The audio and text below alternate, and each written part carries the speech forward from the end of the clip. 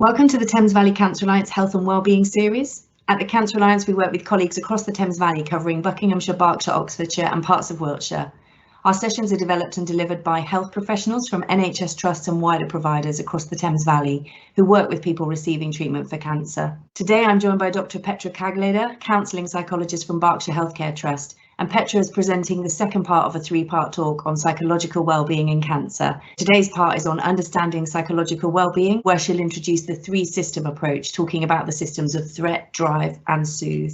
These sessions are for you, and we want to bring you information that helps you to live with a cancer diagnosis. We hope these sessions are also helpful for friends and family who are supporting someone living with and beyond cancer. If you find this video helpful, please like it and subscribe to our channel so that we can bring you the latest in our health and wellbeing series. Petra, over to you for the second part of your talk. Thank you. Hello, I'm Petra Kagleder. I'm a counseling psychologist with the Clinical Health Psychology Service for the Berkshire Healthcare Foundation Trust. And today I'm going to talk a little bit about how we can understand psychological well-being in the context of cancer.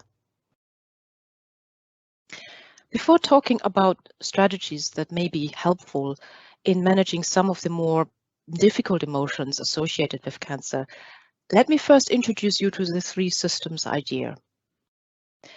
This is, by the way, just one of many different ways to explain or theorize what might be going on for us.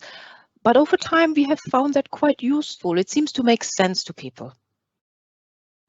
Now, as you see on this slide here, the idea is that humans have three different motivational systems. They are also called emotion regulation systems. All three of them have developed over a very, very long time, and they are there in order to help us survive. Allow me to explain.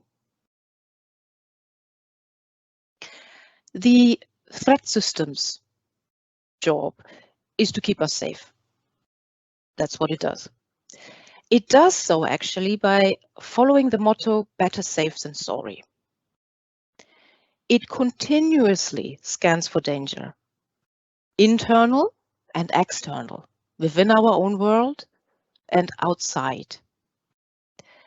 A lot of the times we are not aware that this is happening.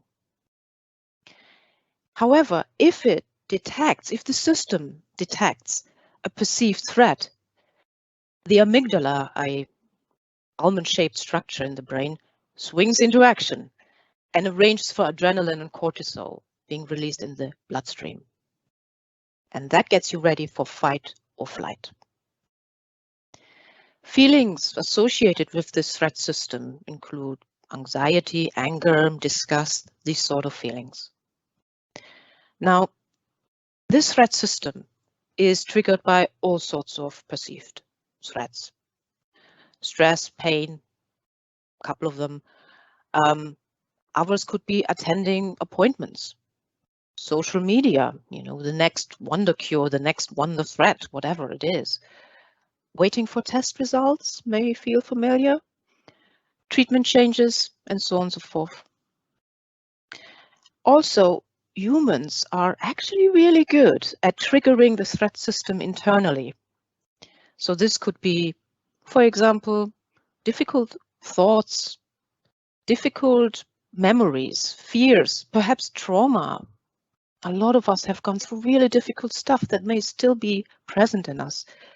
Change can be perceived as a threat. So you can see it can be triggered quite a lot and quite often. And while being in threat is unpleasant, don't get me wrong, it is an absolutely critical system. To this day, as you know, life isn't all about unicorns and rainbows. And there are threats out there that we just need to deal with, and we need this threat system. But if it is triggered all the time, then it can cause a tremendous amount of stress that can really grind us down over time.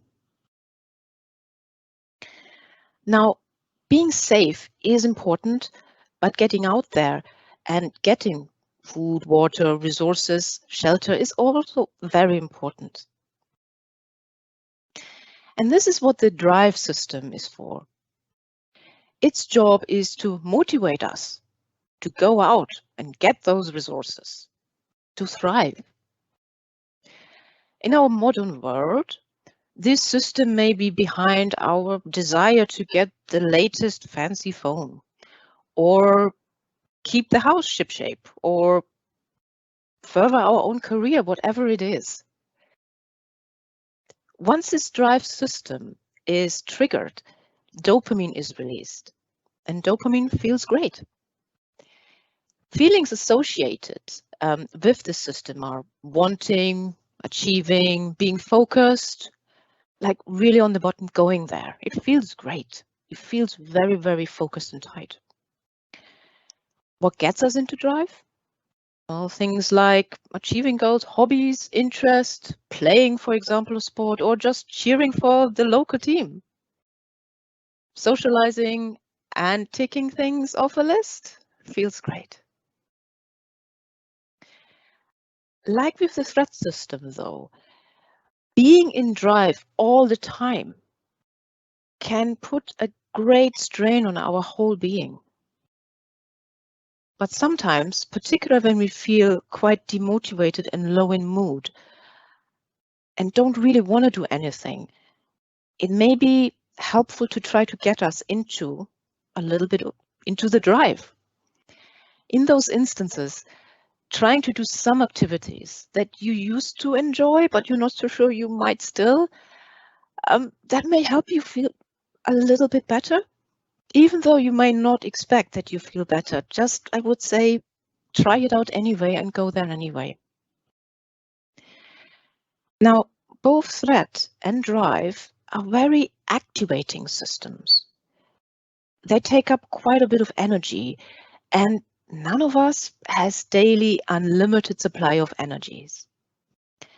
Many patients also have to deal with a lot of stress and de-stress during and after their treatment, and it may sometimes feel way too much. Nature has given us another system to help us through it, the soothing system. It is there to balance out the other two systems. It helps us manage our distress and bond with others. It's very much a social engagement system. We are a social species after all.